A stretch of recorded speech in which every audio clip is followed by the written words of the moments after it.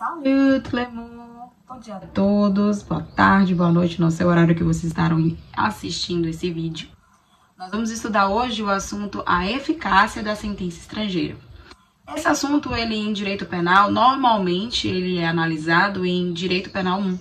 E ele vem logo depois da extraterritorialidade. Antes de mais nada, se inscreva, compartilhe e ative o sininho.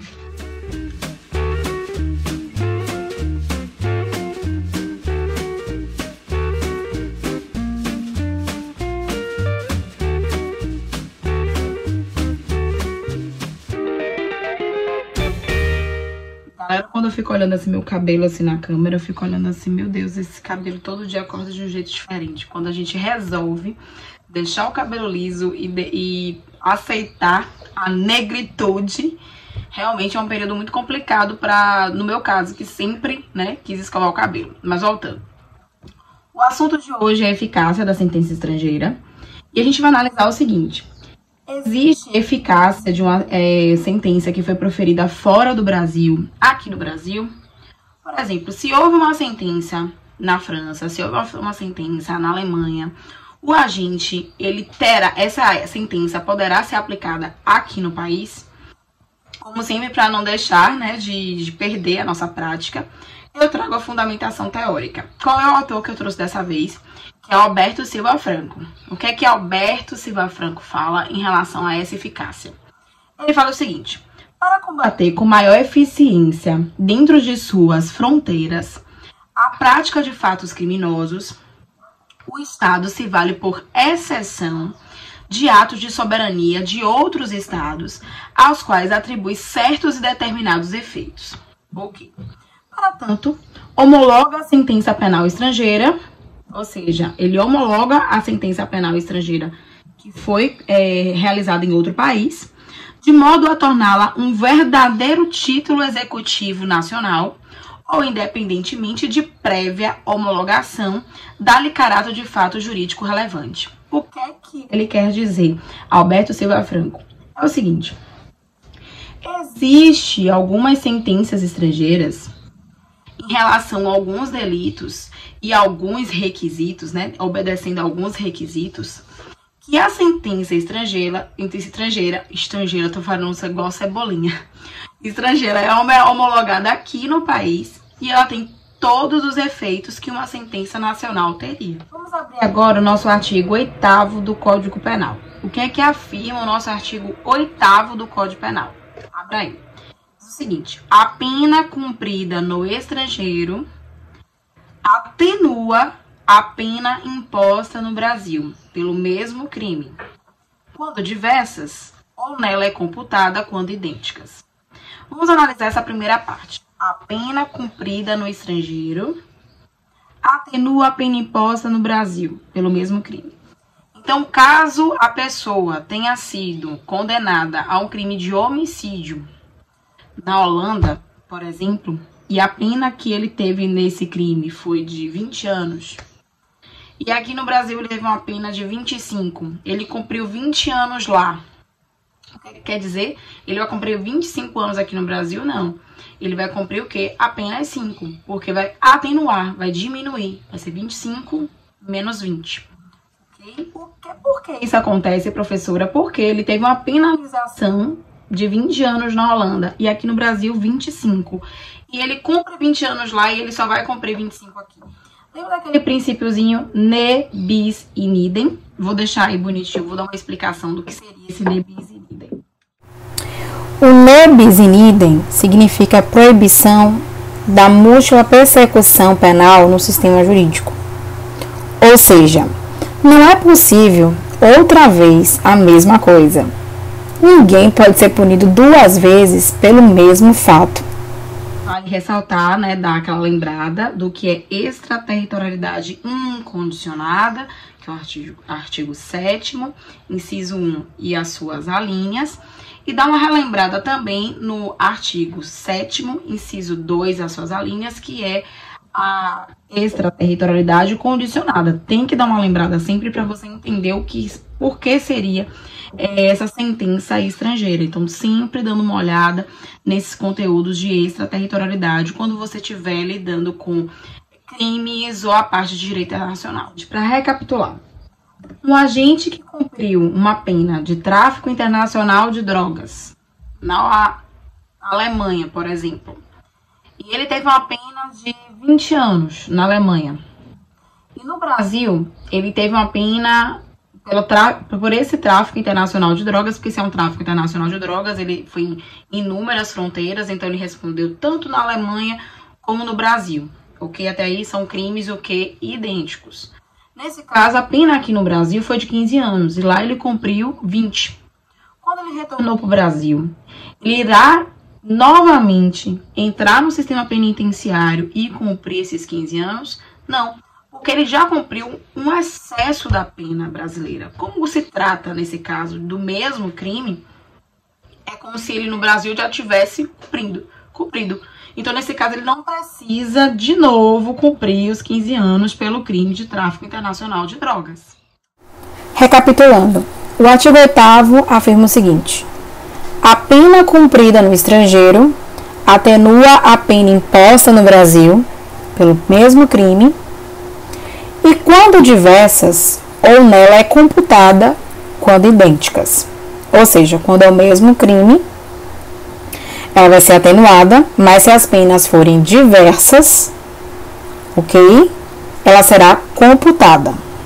Agora, quando a gente fala de penas idênticas, a gente está falando dos tipos de penas que o Brasil aplica. Quais são os tipos de penas que o Brasil aplica? Para os meus alunos de Penal 1, eles ainda não viram esse conteúdo, porque esse conteúdo é de Penal 2. Mas vamos lá. As penas que nós temos são as penas privativas de liberdade, as penas restritivas de direito e as penas de multa. Então, se existe um país que não tem essas penas, então as penas são diversas, são penas diferentes. Existem países, por exemplo, que existem as penas de chibatada, pena de morte, que a gente não tem só em caso de guerra declarada, tem prisão perpétua. Então, se as penas são diversas, o Brasil deve aplicar um juízo de equidade, pegar aquela pena que foi aplicada e entender e transformar numa pena que seria aqui no Brasil. Por exemplo, se lá em Singapura um agente foi condenado por um crime de roubo qualificado a uma pena de 200 chibatadas. Meu Deus, 200 chibatadas. E aqui no Brasil ele teve uma condenação de 5 anos.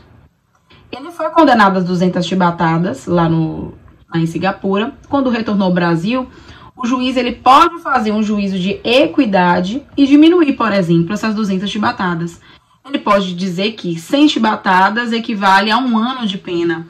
Então, ele diminui 2 anos e aí ele terá que cumprir aqui mais 3 anos de pena. Na verdade, porque as penas são diversas, são penas que não são aplicadas aqui no Brasil. Então, quando você lê penas idênticas, quer dizer que nesse país, normalmente são aplicadas penas privativas de liberdade, restritivas de direitos e penas de multa. E se for penas diversas, são essas penas que não são aplicadas aqui no Brasil. Penas de tortura, apedrejamento, chibatadas, que são torturas também, são penas cruéis, degradantes, e as outras penas. Se você tiver uma curiosidade em relação ao conteúdo de penas, aqui no canal do Café com Batom nós temos um assunto assim, espécies de penas. Tem um vídeo específico que eu vou deixar aqui, né, aqui em cima para vocês clicarem a qualquer momento, se quiserem ter curiosidade e saber o que são espécies de penas. Ele já está no nosso conteúdo. Então, se quiser, se delicie no conteúdo e entenda quais são as penas aqui aplicadas. Agora vamos analisar o artigo 9 do Código Penal, que fala sobre a eficácia e a aplicação da sentença estrangeira. Artigo 9º do Código Penal. A sentença estrangeira, quando a aplicação da lei brasileira produz na espécie as mesmas consequências, pode ser homologada no Brasil para: inciso 1, obrigar o condenado à reparação do dano, às restituições e a outros efeitos civis. Inciso 2, sujeitá-lo à medida de segurança. Parando aqui, vamos analisar o que seria essa homologação da sentença estrangeira. Tratou o legislador, nesse interim, de permitir a eficácia, aqui no Brasil, da sentença transitada em julgado no exterior, quando não puder ser cumprida no país a condenação, a penalização. Então, a execução da sentença corresponde a um ato de soberania do Estado e, por essa razão, a sentença estrangeira não poderá ser executada aqui no Brasil sem a competente homologação, ou seja, a sentença tem que ser homologada. Em relação a se trânsito em julgado, ele é ou não é obrigatório? Para que se proceda à homologação, é imprescindível, gente, que a sentença tenha ocorrido o trânsito em julgado, que é o que está presente na súmula 420.420 do STF. Então, para a gente finalizar, né, e acabar de analisar, o caput é necessário que aquilo que se roga seja cumprido, com a condição de que aqui no Brasil a sentença condenatória se permita possível. Digamos que a sentença estrangeira contenha um comando de reparação de dano em razão do delito contra o autor do fato, ou não tendo este posses que a execução recaia contra os filhos ou cônjuge. Não será homologada aqui no Brasil, porque pelo princípio da intranscendência que nós seguimos, impede que a pena ultrapasse a pessoa do condenado. O inciso 1 e o inciso 2, o primeiro fala sobre os efeitos civis, né, que é obrigar o condenado à reparação do dano, restituições e outros efeitos civis, né, que são os efeitos decorrentes da prática do delito. Então, efetuada a homologação da sentença, ou seja, quando o juiz homologa a sentença, tem força jurídica aqui no Brasil, a vítima ela tem em mãos um título executivo, discutindo, se for o caso, apenas o valor da reparação e não mais o mérito da causa.